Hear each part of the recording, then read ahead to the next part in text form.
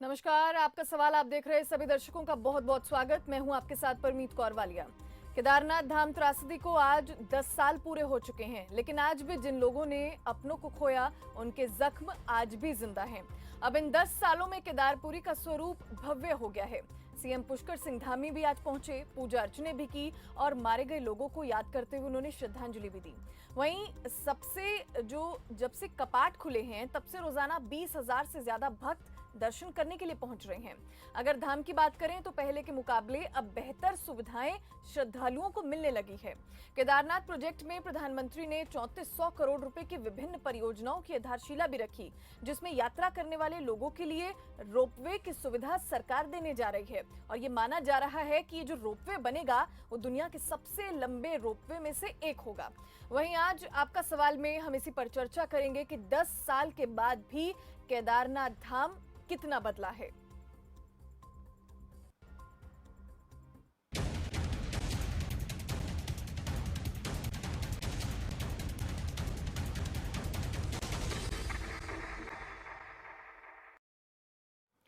आज यही सवाल हम पूछ रहे हैं कि केदार त्रासदी के 10 साल बाद भी कितने बदले हाल। कुदरत से खिलवाड़ करेंगे तो पहाड़ जो है वो कितने रिस्क में हैं। खतरा अभी भी बरकरार और कितनी अलर्ट सरकार, ये आज के सवाल हैं जो हम पूछ रहे हैं। कुदरत से खिलवाड़ करेंगे तो पहाड़ कितने रिस्क में हैं, खतरा अभी भी बरकरार है तो सरकार कितनी अलर्ट पर है। केदार त्रासदी के 10 साल में कितने हाल बदले हैं, ये सवाल हम पूछ रहे हैं आज आपके सवाल में। तो फिलहाल यही सवाल जो है आज का हमारा है, क्योंकि केदार त्रासदी को 10 साल पूरे हो चुके हैं। आज 10वीं बरसी, जब सीएम पुष्कर सिंह धामी भी पहुंचे, पूजा अर्चना भी की गई और वहां पर मारे गए लोगों को श्रद्धांजलि भी वो देते हुए नजर आए। फिलहाल पुनर्निर्माण कार्य जो है लगातार वहां पर चलता रहा है, लेकिन इन 10 सालों में जो नहीं बदला है वो है श्रद्धालुओं की संख्या, श्रद्धालुओं का भक्ति भाव। आपको बता दें कि आज भी श्रद्धालु जो है 20,000 से ज्यादा रोजाना केदारनाथ पहुंच रहे हैं, वहां पर पूजा अर्चना कर रहे हैं। और चलिए, हमारी फोन लाइंस भी खुल चुकी हैं, आप इसमें अपना सवाल भी पूछ सकते हैं। हमारे साथ तमाम गेस्ट भी जुड़ेंगे, लेकिन फिलहाल आपको जो हम बता रहे हैं कि पुनर्निर्माण कार्य जो है केदारनाथ में लगातार चलता आ रहा है, लेकिन आज भी 10 साल पहले जो त्रासदी हुई लोग उसको भुला नहीं पाए हैं। आज भी लोगों के दिल में वो जख्म जिंदा है, क्योंकि कई लोगों की जो दुकानें वहां पर थीं वो तक उजड़ गई, उनके घर तक उजड़ गए, अपने मारे गए। कितने जो टूरिस्ट वहां पर पहुंचे थे वो लोग भी मारे गए थे और जो लोग वहां पर रहते थे वो भी जिंदा नहीं बचे हैं। और यही सवाल हम आपसे पूछ रहे हैं, क्योंकि सबके जहन में कई सवाल हैं। जिस तरह से हम कुदरत के साथ खिलवाड़ करते हैं, पहाड़ों को छोटा कर करके हम वहां पर घर बना रहे हैं और जिस तरह से पुनर्निर्माण कार्य वहां पर चलता ही जा रहा है, उससे पहाड़ कितने रिस्क में हैं।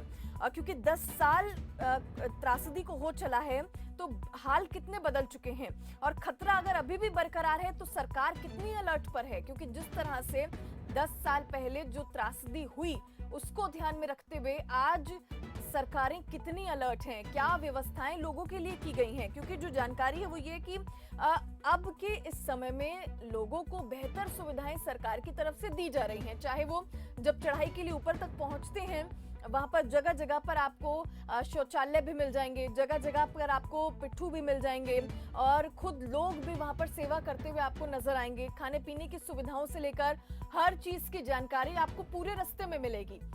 लेकिन अगर जब इस तरह की त्रासदी आती है तो इस तरह की त्रासदी के दौरान कुछ भी नहीं बचता और तब काम आती है हमारी वो टीम्स, एसडीआरएफ, एनडीआरएफ। सरकार जो है तब काम करना शुरू करती है, लेकिन उसी को ध्यान में रखते हुए हमारी सरकार कितनी तैयार है, कितनी अलर्ट है।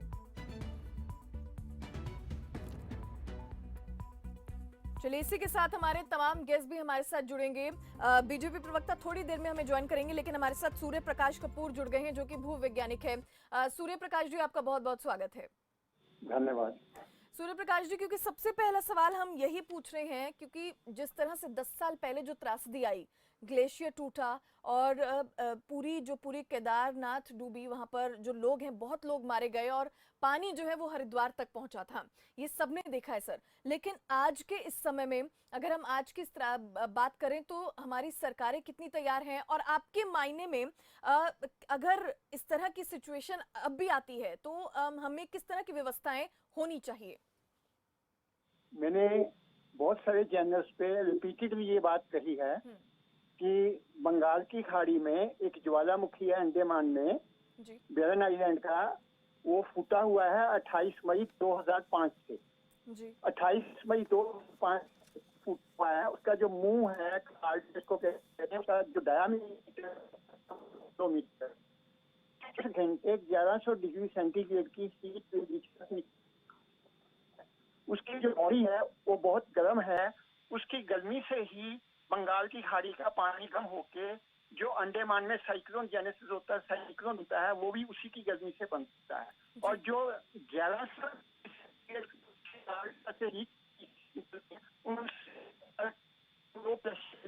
है जो आधी मानसून को खींच के अंडमान की तरफ ले जाता है। और वो जो मानसून है तो सीधी जम्मू कश्मीर। सर माफ कीजिएगा, आपकी आवाज हम तक सही तरीके से नहीं पहुंच पा रही है। आपको दोबारा कनेक्ट करने की कोशिश करते हैं। तो हमारे साथ सूर्य प्रकाश कपूर जो कि भूवैज्ञानिक हैं, वो हमारे साथ जुड़े हुए हैं, थोड़ी देर में हमें ज्वाइन करेंगे। तब तक हम गेस्ट ले लेते हैं। हम एक दर्शक हमारे साथ जुड़ गए हैं, अभिषेक हरियाणा से। अभिषेक, क्या सवाल है आपका? अभिषेक, क्या आवाज आपको मिल पा रही है? चलिए, दर्शक भी हमारे साथ दोबारा जुड़ेंगे। लेकिन आज 10वीं बरसी है केदारनाथ में जो त्रासदी हुई, आज उसकी 10वीं बरसी, और इसी को लेकर आज हम सवाल पूछ रहे हैं कि खतरा कितना अभी भी बरकरार है, सरकार कितनी अलर्ट पर है, क्योंकि 10 साल हो चुके हैं तो हाल कितना बदला है। और कुदरत के साथ हम लगातार खिलवाड़ करते हुए नजर आ रहे हैं। पहाड़ों को हम काटते हैं और वहां पर जो है लोगों के लिए शेल्टर्स बनते हैं, कितना काम वहां पर चलता है, और सड़कें बनाई जाती हैं, वहां पर निर्माण जो है चलता ही रहता है। लेकिन उससे पहाड़ कितने रिस्क में हैं? हमारे साथ सूर्य प्रकाश कपूर भूवैज्ञानिक जुड़े हुए हैं। सूर्य प्रकाश जी, पहले तो आप अपनी बात भी कंटिन्यू करिए। और सर, हम आपसे ये भी जानना चाहते हैं कि हम आज क्या मुश्किल में है कि हमारे पहाड़ भी रिस्क में है, और किस तरह की व्यवस्थाएं सरकारों की होनी चाहिए? मैं आपको परमानेंट सोल्यूशन दे रहा हूं ताकि ये बर्बादी बार बार ना हो। हिमालयन स्टेट्स में जो फ्लड आते हैं और जो बंगाल की खाड़ी में चक्रवात आता है, ये दोनों का एक ही कारण है। वो ज्वालामुखी की जो गर्मी है वो स्ट्रॉन्ग लो प्रेशर एरिया बना के वहां पे सारी मानसून खींच के वो सीधा पहाड़ को चढ़ा देता है। कभी जम्मू कश्मीर में फ्लड नहीं आया था, कभी उत्तराखंड में फ्लड नहीं आया था, कभी हिमाचल में फ्लड नहीं आया था, नेपाल में फ्लड नहीं आया था, असम में नहीं आया था। उस ज्वालामुखी के ऊपर जियो थर्मल पावर प्लांट लगा के उसकी गर्मी की बिजली बना दो। वो low pressure, ultra strong low pressure area नहीं बनेगा। वो जो 2 किलोमीटर डायामीटर का उसका कार्डेरा है ज्वालामुखी का, उसके मुंह से जो तपश निकल रही है, 1100 डिग्री सेंटीग्रेड की हीट रेडिएशन निकल रही है, और उसकी जो बॉडी है, उसकी जो गर्मी से पानी उबल रहा है, वो सारी गर्मी बिजली में बदल जाएगी। हिमालय हमेशा हमेशा के लिए फ्लड से मुक्त हो जाएगा। बंगाल की खाड़ी साइक्लोन से फ्री हो जाएगी। ये मैं आपको परमानेंट सोल्यूशन दे रहा हूँ, मगर मोदी सरकार के कानों में रुई पड़ी हुई है। ये लोग 3400 करोड़ रुपया अपने उन प्रोजेक्ट पे खर्च रहे जिनमें इनको दलाली मिलती है। जो परमानेंट सोल्यूशन है हम देते हैं, उसके पैसा नहीं खर्चेंगे ये लोग। इन लोगों को ना तो विज्ञान आता है और ना ये वैज्ञानिकों की कदर करते हैं। जो सरकारी वैज्ञानिक हैं उनके पास ये इल्म नहीं है। ये नदी बर्बाद करने के तुले हुए हैं। 3400 करोड़ रुपए खर्च किया, मनमोहन सिंह ने 6000 करोड़ रुपए खर्च किया। क्या इन पैसों का एक प्लांट नहीं लग सकता था ज्वालामुखी के प्लांट का, उसकी गर्मी की बिजली बनाने के लिए अंडमान में? ये लोग पैसे का वहाँ इस्तेमाल करते हैं, यहाँ इनकी जेबों में जाता पैसा। ये देश के दुश्मन है, ये पैसे देश के पैसे बर्बादी करते हैं। ठीक है सूर्य प्रकाश जी, हमारे साथ बीजेपी प्रवक्ता जुड़े हुए हैं। सर, बीजेपी प्रवक्ता जुड़े हुए हैं, वो भी आपकी बात सुन रहे हैं, संजीव वर्मा। संजीव जी, आपका बहुत बहुत स्वागत है खबर फास्ट में। धन्यवाद संजीव जी, क्योंकि जिस तरह से हमारे साथ भूवैज्ञानिक जुड़े हुए हैं वो भी अपनी बात रख रहे थे, हम आज यही पूछ रहे हैं, यही हमारा सवाल है, क्योंकि केदारनाथ त्रासदी को 10 साल पूरे हो चुके हैं। सर, सरकार अब कहां तक पहुंची है, क्या हाल हो रहा है? क्योंकि जिस तरह से तब की सिचुएशन में और अब की सिचुएशन में जमीन आसमान का डिफरेंस है सर, तो अब की व्यवस्थाएं क्या है सरकारों के पास?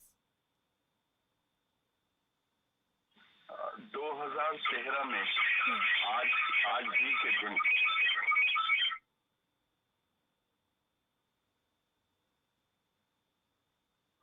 श्रद्धालु काल कवलित हुए। सबसे पहले उन तमाम श्रद्धालुओं की आत्मा को ईश्वर शांति प्रदान करे, उन्हें अपने श्री चरणों में स्थान दे, ऐसी ईश्वर से हम कामना करते हैं। 2013 की जो त्रासदी थी उससे सबक लेते हुए भविष्य में इस प्रकार की कोई भी घटना, दुर्घटना और कोई भी दैविक आपदा इतना विकराल रूप धारण न करे, उसके लिए सरकार ने लगातार बहुत से कदम उठाए। आप ये देखिए 2013 में जो हमारे श्रद्धालुओं की संख्या थी वो लगभग 1,00,000-1,50,000 के आसपास हुआ करती थी, जो बढ़कर आज लगभग पिछली बार की यदि हम बात करते हैं तो 43 लाख श्रद्धालुओं ने दर्शन किए। और इसी प्रकार यदि आप वहां के इंफ्रास्ट्रक्चर की यदि हम बात करते हैं तो मंदिर परिसर को बचाने के लिए सरकार ने जो एक फेंसिंग की, जिससे मंदिर किसी भी बुरी से बुरी स्थिति में या बुरे से बुरा कोई डिजास्टर तो मंदिर परिसर को किसी प्रकार का कोई नुकसान नहीं जिसे पहुंचने वाला है। वहां पर जो गुफा का ध्यान करने के लिए जो गुफा का निर्माण किया गया, जो हेलीपैड बनाए गए, जो वहां पर श्रद्धालुओं के रुकने की जो व्यवस्था हुई, जो वहां पर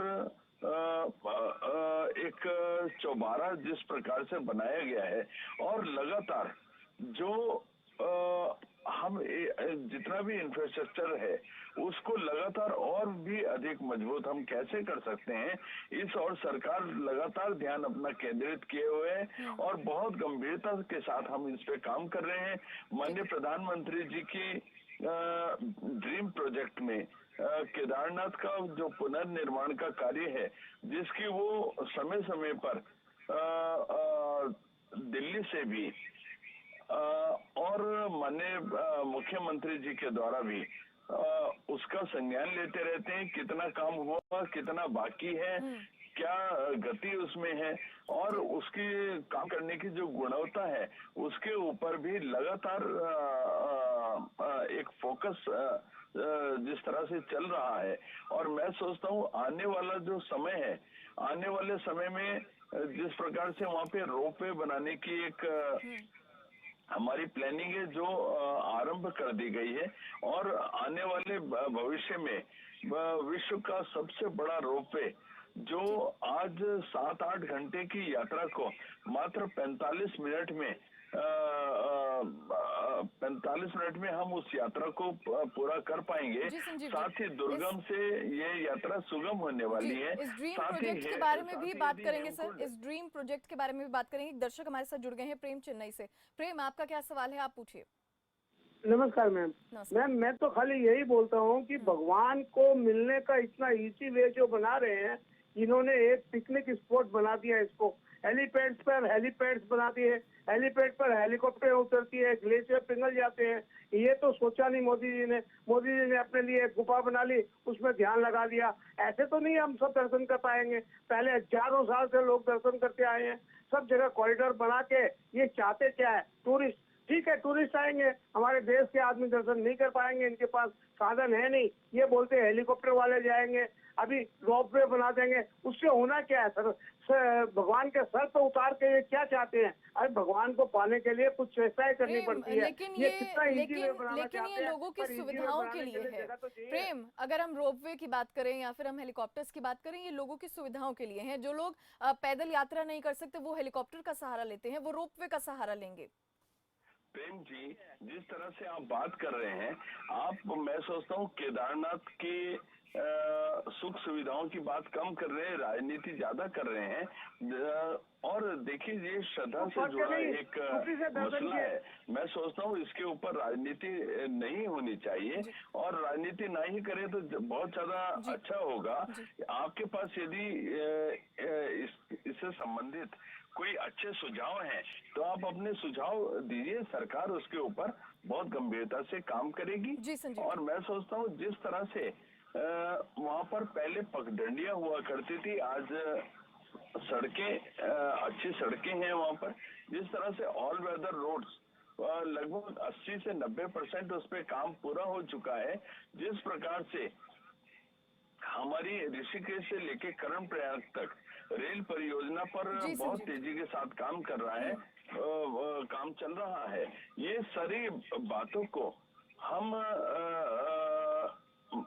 जितने भी हमारे श्रद्धालु आते हैं उनकी यात्रा को और अधिक सुगम हम कैसे बना सकते हैं, इसके ऊपर सरकार बहुत तेजी के साथ काम कर रही है। जी संजीव जी, एक और दर्शक हमारे साथ जुड़ गए हैं। हाँ जी, अभिषेक भी जुड़ गए हैं फरीदाबाद से। जी अभिषेक, क्या सवाल है आपका? हेलो, आवाज आ रही है? हाँ जी अभिषेक, आपकी आवाज आ रही है। जी नमस्कार। सबसे पहले तो हाँ जी, देखिए, मेरा सवाल कांग्रेस के नेता से है जो कहते हैं कि मोदी जी ने खा लिया और अभिषेक कांग्रेस का कोई नेता नहीं है, कांग्रेस का कोई नेता नहीं है, बीजेपी प्रवक्ता है और जिसने भी ये बोला है मोदी जी मतलब कुछ भी नहीं किया। मैं आपको बताना चाहूंगा कि 2014 से पहले क्या स्थिति थी, केदारनाथ की ले लीजिए, चाहे काशी विश्वनाथ की ले लीजिए, चाहे किसी भी तीर्थ स्थल की ले लीजिए। 2014 के बाद जो कार्य प्रधानमंत्री नरेंद्र मोदी जी की सरकार ने किया है वो 2014 से पहले किसी सरकार ने नहीं किया है जी। ठीक है, सबसे बड़ी बात। दूसरी बात ये है कि कॉरिडोर वाली बात, हमारे एक भाई साहब थे जो जुड़े थे, वो बोले कि कॉरिडोर बनाया है, गुफा बनाया है। अरे भैया ये बताइए ना, कॉरिडोर बना के क्या गलत किया? आप तीर्थयात्री जो आते हैं बाहर से। जी अभिषेक, आपका बहुत बहुत शुक्रिया, यही हम भी कह रहे हैं। रणवीर भी एक और दर्शक हमारे साथ जुड़ गए हैं रोहतक से। रणवीर, हाँ जी, आप अपना सवाल करिए। परमजीत कौर, नमस्कार। हाँ जी, देखिए, अच्छी बात है कि हमारे धार्मिक स्थलों पर जाने का रास्ता अच्छा हो रहा है, विकास हो रहा है, लेकिन उसके ऊपर राजनीति नहीं करनी चाहिए कि हम ही हिंदू हैं। अरे हिंदुओं का लाइसेंस नहीं देना, आके हिंदू का लाइसेंस भी हम ही देंगे और हम ही भगवान को पूजा करने वाले। भगवान तो हम घर में बैठ के पूजा कर सकते और बड़े अच्छे से पूजा करते। तो अपने माँ बाप को तो पूछते नहीं और वहाँ जाकर उन पहाड़ों में धक्के खाने से कोई फायदा नहीं है। जब तक आत्मा शुद्ध नहीं होगी तब तक भगवान भी नहीं उसको कोई वरदान देगा। इसलिए मैं तो कहता हूँ कि धर्म के ऊपर राजनीति नहीं करनी चाहिए। सिर्फ वो बात है, सबसे पहले अपनी आत्मा को साफ रखो और अपने माँ बाप की सेवा करो, गलत काम मत करो, वही भगवान है। भगवान आपके घर में आ जाएगा। आपका शुक्रिया सर। सूर्य प्रकाश जी, जिस तरह से हम बात कर रहे हैं कि पुनर्निर्माण कार्य जो है लगातार चल रहे हैं, लेकिन क्या सर ये एक वजह ये भी हो सकती है कि मौसम जो है लगातार बदलता जा रहा है, ग्लेशियर्स टूटते हैं और पहाड़ जो है खिसकते हैं, क्या ये कारण है? निर्माण जब होता है, जब होता है तो इस तरह की परिस्थितियां भी देखने को मिलती हैं। देखिए, जितना इंफ्रास्ट्रक्चर बना रहे हैं, इस इंफ्रास्ट्रक्चर की जो फाउंडेशन है वो है ज्वालामुखी जियोथर्मल पावर प्लांट। जब तक ये पावर प्लांट नहीं लगाएंगे, ये जितने भी इंफ्रास्ट्रक्चर बनाए हुए हैं, फ्लड आएगा, उसका तोड़ देगा। ये पैसा वेस्ट कर रहे हैं, टाइम वेस्ट कर रहे हैं। ये बिना फंक्शन इंफ्रास्ट्रक्चर है। पानी कहाँ से आना? बंगाल की खाड़ी। पानी को किस अग्नि में, अग्नि कहाँ है? ज्वालामुखी में। उस अग्नि का सदुपयोग करो। अगर डिजास्टर से डेवलपमेंट करना है तो उस अग्नि का सदुपयोग करने के लिए उस पर थर्मल पावर प्लांट उसकी गर्मी की बिजली बना दो, तो बंगाल की खाड़ी से फालतू पानी नहीं आएगा, कोई फ्लड नहीं आएगा। सूर्य प्रकाश जी, अगर अभी हम केदारनाथ धाम की बात कर रहे थे, तो हम अगर उसी पे रहें तो बेहतर है सर कि किस तरह की जो परिस्थितियां बदलती जा रही हैं। 10 साल पहले जब ग्लेशियर टूटा, अब ऐसा ना हो तो किस तरह के इंतजाम होने चाहिए सरकार की तरफ से भी, और आपका क्या मानना है इस पर? मैंने आपसे बार बार कहा, आपको जियो पावर प्लांट नहीं लगाओगे, ये सारे अरेंजमेंट किए हुए मिट्टी हो जाएंगे। जम्मू कश्मीर में फ्लड आता, हिमाचल में आता, उत्तराखंड में आता, असम में आता, नेपाल में आता, ये सब पानी कहाँ से आता है? बंगाल की खाड़ी से। पानी को कौन भेजता है? ज्वालामुखी की गर्मी। उस पे जियो थर्मल पावर प्लांट जब तक नहीं लगाएंगे, मोदी जी जितना मर्जी पैसा वेस्ट कर ले, जितनी मर्जी अपनी कारीगरी दिखा रहे, इनकी कारीगरी मिट्टी हो जाएगी। ये जितना इंफ्रास्ट्रक्चर है, आप देखेंगे थोड़े दिनों बाद ये भी बर्बाद हो जाएगा। क्यों? जब तक फ्लड की जड़ नहीं रोकेंगे। जियो थर्मल पावर प्लांट लगाने से इनको क्या तकलीफ है? इनको सही रास्ता बताते वो नहीं समझ आता। बिल्कुल आप ठीक कह रहे हैं सूर्य प्रकाश जी। संजीव जी इसका जवाब देंगे। संजीव जी इसका जवाब देंगे। संजीव जी क्या लगता है, क्योंकि जिस तरह से सूर्य प्रकाश जी का ये कहना है कि फ्लड को रोकना पहले जरूरी है, वरना जितने भी ये इंतजाम कर रहे हैं, इंफ्रास्ट्रक्चर हम बना रहे हैं, वो सब वेस्ट हो जाएंगे। आपका क्या कहना है? देखिए, प्रकृति के साथ छेड़छाड़ करना, मैं सोचता हूँ उसके बहुत घातक परिणाम होते हैं। और प्रकृति के ऊपर किसी का वश नहीं है। हाँ, ये है कि जैसे जिस समय मौसम खराब होता है या जिस समय डिजास्टर के चांसेस ज्यादा होते हैं, तो उस समय सरकार अपनी ओर से डिजास्टर के जो कुप्रभाव है, उससे होने वाली जो हानि है, उसको हम कैसे मिनिमाइज कर सकते हैं, उसके लिए सरकार लगातार काम करती है। उसके लिए हमारी SDRF, NDRF समय समय पर वहां पर हम लोग डिप्लॉय करते हैं। और जिस प्रकार से पूरा एक सीमांत क्षेत्र है और हिमालय की बिल्कुल तलहटी में बसा हुआ ये पूरा क्षेत्र है, हमारे जितने भी चार धाम हैं, तो मैं सोचता हूँ सरकार अपनी ओर से बेहतर इंतजाम कर रही है। और जो 2013 की जो त्रासदी थी, उस समय रामबाड़ा एक नियर बाय बिल्कुल क्षेत्र था जहां पर बड़े बड़े गेस्ट हाउस, होटल्स आदि रुकने की स्थान थे। किंतु जैसी त्रासदी आई तो वो पूरा का पूरा वॉश आउट हो गया वहां से। आज वहां कोई उसका नामो निशान भी नहीं है। और मैं सोचता हूँ सरकार अपनी तरफ से बेहतर कदम उठा रही है।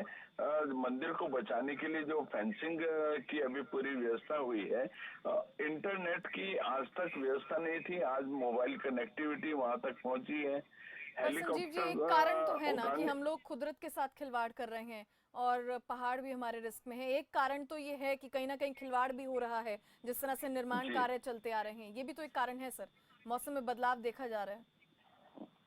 देखिए, ऐसा है, विकास और विनाश, ऐसा बोलते हैं, विकास और विनाश एक साथ चलते हैं।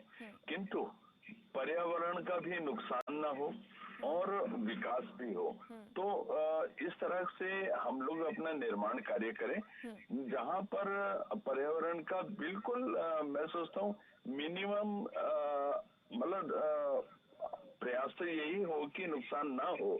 लेकिन उसके बावजूद भी यदि कुछ प्रभाव पड़ता है तो बिल्कुल मिनिमम से मिनिमम प्रभाव उसका हो, किंतु विकास भी होना आवश्यक है। जिस प्रकार से मैंने अभी पहले कहा कि पहले 2013 के आसपास जो श्रद्धालुओं की संख्या थी वो लगभग 1,00,000, 1.5 लाख, 2 लाख हुआ करती थी। 2022 का जो हमारा चारधाम का श्रद्धालु आए वो 43 लाख थे, 43 लाख। और आने वाला जो समय है उसमें अनुमान लगाया जा रहा है कि यह संख्या 1 करोड़ या उसको भी पार करने वाली है। जब हमारे इंफ्रास्ट्रक्चर और ज्यादा से ज्यादा मजबूत हो रहे हैं, जिस प्रकार से अभी हमारा दिल्ली से देहरादून एक्सप्रेस हाईवे बन रहा है। जी संजीव जी, और सूर्य प्रकाश जी, क्या लगता है कि आपको कि सरकारों को कितना अलर्ट रहना चाहिए कि अभी भी इस तरह की चीजें, परिस्थितियां जो है कभी भी बिगड़ सकती हैं? सूर्य प्रकाश जी, ये जियो थर्मल पावर प्लांट में देखिए, सुनिए, पानी और हवा का कंट्रोल जो होता है अग्नि के पास होता है। पानी का अपना कोई वजूद नहीं होता, हवा का अपना कोई वजूद नहीं होता। जो ड्राइविंग एनर्जी है वो अग्नि होती है। अग्नि किसको कहते हैं? ज्वालामुखी के ऊपर जब तक जियो थर्मल पावर प्लांट नहीं लगाएंगे, ये मोदी सरकार सड़कें बंद खड़ी हो जाए, करोड़ों रुपए खर्च दे, अरबों रुपए खर्च दे, इनसे कुछ नहीं, सारा इंफ्रास्ट्रक्चर इनका वाश भी हो जाएगा। जब इनको कॉज बता रहे हैं, कॉज को रोको, ये कॉज भी रोक ले, ये इफेक्ट यानी कि खतरा बरकरार है सर, खतरा बरकरार है अभी भी सूर्य प्रकाश जी।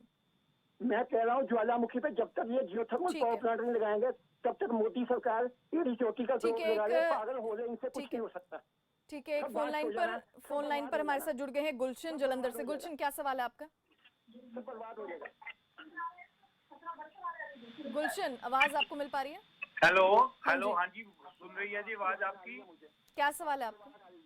मेरा सवाल ये है जी, मैं अभी पिछले हफ्ते होके आया हूँ, जो भी 2014 के बाद काम हुआ है बहुत अच्छा काम हुआ है, लेकिन अभी भी काम करना बहुत, इस काम पे बहुत करना जरूरी है। घोड़े वालों का भी काम करने वाले, घोड़े वाले बहुत तंग करते हैं वहाँ पे। जीप वाले जो गौरीकुंड तक लेके जाते हैं सोन प्रयाग से 50 पर लेके, वो उनको भी संभालना बहुत जरूरी है। वो बहुत तंग करते हैं लोगों को। वहाँ पे व्यवस्था ही बिल्कुल ठीक नहीं है इस बात के लिए कि वहाँ पे जीप अवेलेबल नहीं है, घोड़ा अवेलेबल नहीं है।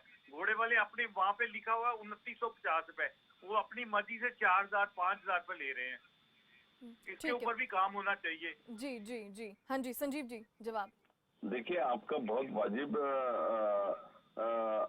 आपकी बात है और आपकी बात को हम सरकार तक पहुंचाएंगे। और जो भी व्यक्ति हमारे किसी भी श्रद्धालुओं के साथ इस तरह का व्यवहार कर रहे हैं या ओवर रेटिंग कर रहा है, उन सभी लोगों के ऊपर कड़ी से कड़ी हम लोग कार्यवाही करेंगे। क्योंकि जो लोग उत्तराखंड आते हैं, श्रद्धा के केंद्र में आते हैं, वो एक अच्छी छवि उत्तराखंड के लिए लेकर जाएं। सरकार का पूरी तरह से वहाँ पे जितने भी लोग काम करते हैं, चाहे होटल व्यवसायी हो, चाहे टैक्सी व्यवसायी हो, चाहे घोड़े वाले हो, क्योंकि देखिए घोड़े वालों के लिए सरकार ने रेड लिस्ट पूरी तरह से बिल्कुल एक नियम तय होना चाहिए सर, एक पॉलिसी तय होनी चाहिए। आपका बहुत बहुत शुक्रिया संजीव जी, सूर्य प्रकाश जी, आप दोनों का बहुत बहुत शुक्रिया। आप दोनों हमारे साथ जुड़े और तमाम जानकारियां आप लोगों ने दी। तो फिलहाल सवाल आपका में अभी के लिए इतना ही, हमें दीजिए इजाजत। बाकी खबरों के लिए बने रहिए और देखते रहिए खबर फास्ट। नमस्कार।